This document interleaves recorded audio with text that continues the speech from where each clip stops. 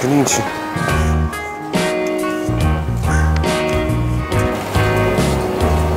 Ik kan niet in huis wonen en de hele dag zitten. Nee. En ik denk konijn, yo net! En ik denk die konijn ook, die zou het niet leuk vinden in een hok de hele dag. Dus ik vind sommige mensen zeggen, het is zielig konijn meenemen. Een konijn bijt niet? Nee, je wil hem aaien joh. Mag ik hem aaien? Tuurlijk. Zo. Nou, een mooi konijntje. Zo. En hoe heet uw konijn? Klein in Engels, little. Sorry, Little? Ja, Little? klein in Engels. Hoe ver gaat u dan lopen met de konijn? De konijn, ik kom van de Prinsentuin. Ja. Prinsentuin? Ja, ik woon in het Koningspark, Ja. vlak bij ons mem. Ik kom vanuit daar.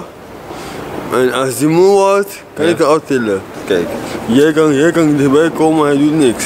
Maar als ik erbij kom, ze wil je gaan optillen. Dus wat doet ze? Kijk, kijk, kijk. Ja. Moet je kijken. Ik ga zeggen, ik ga gewoon hier tillen of hier en zeggen. Nou, wat gaan we doen? Wat gaan we doen? Killer hebben.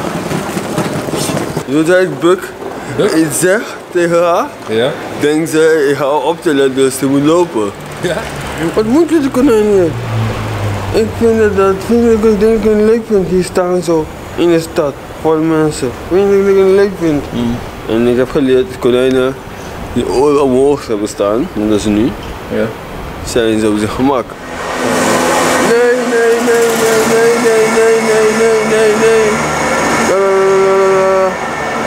En zei, moet je telefoon te bellen? Toen liep ze weg. S'avonds, als ik haar niet uitgenomen heb, ligt ze slapen, gaat ze bijten die trui en springen en raden in de hok. Het verhaal van Daryl gaat zo verder, maar ik wil even zeggen van, vind het nou een leuk film, doe dan toen omheen. Was er meer van Sjen, ik van de straat praat, abonneer die dan op mijn kanaal en dan komen er nog volle meer filmpjes, zoals deze bijvoorbeeld. Wat staat er trouwens op uw tanden? Daar staat het op of niet? God. God? Ja. Oh ja? Mag ik zien? Kijk, oh. God. Ja, grappig. Ja. Want God heeft me gewet. Want precies 20 juni 1999 heb ik een ongeluk gehad in de trein. Ja. En het was een spoorwissel die we niet zagen. Nee. Ik en toen been.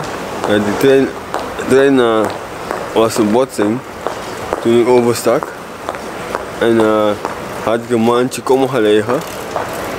3 nekwervels gebroken, hersenbloeding, hersenkneuzing en hersensteking.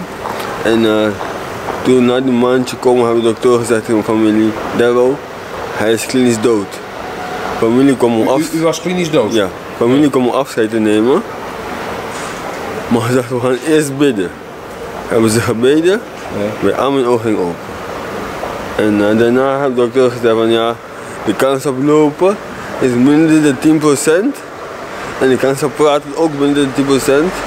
Maar nu met God, ja. Dat kan natuurlijk, hè?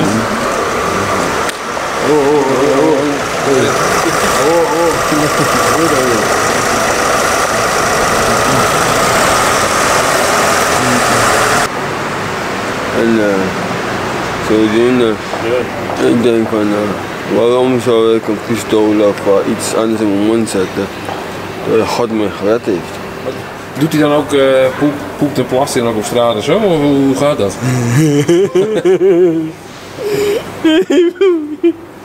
Hij heeft niet geplast daar zo ergens. Sorry?